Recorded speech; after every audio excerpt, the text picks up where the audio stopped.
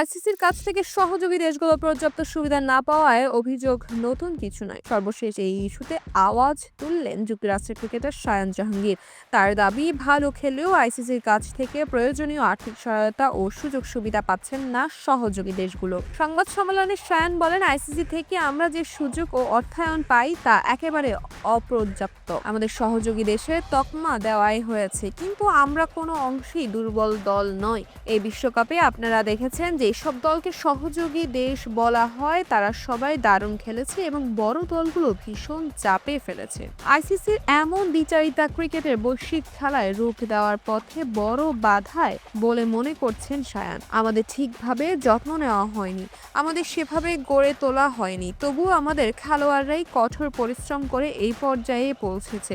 পর্যাপ্ত অর্থ ও অবকাঠামো ছাড়া আমরা যা করেছি তা সত্যি বড় ব্যাপার। যদি আইসিসি আমাদের এবং সব সহযোগী দেশগুলোর দিকে আরও মনোযোগ দেয়, তাহলে আরও বড় ম্যাচ দেখা যাবে এবং এই দলগুলো আর সহযোগী দেশ নয়, বরং বড় দলের মর্যাদা পৌঁছে যাবে।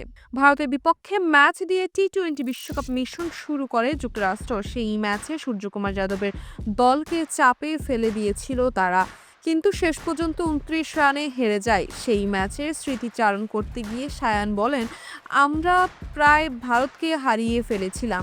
ওদের স্কোর ছিল 6 উইকেটে 75 রান। আবারও সূর্য যেভাবে খেলেছে সেটাই পার্থক্য করে দেয়। আমরা যদি কিছু গুরুত্বপূর্ণ মুহূর্তগুলো কাজে লাগাতে পারতাম, তাহলে বিশ্বকাপের শক্তিশালী দল ভারতকেও হারাতে পারতাম। সবকিছু বিবেচনা করে আইসিসির বর্তমান অবস্থান থেকে বের করে আসার পরামর্শ দিলেন শায়ান। তিনি বলেন, প্রস্তুতি ভীষণ গুরুত্বপূর্ণ, আর এর সঙ্গে অর্থায়নের বিষয়টাও গভীরভাবে জড়িত।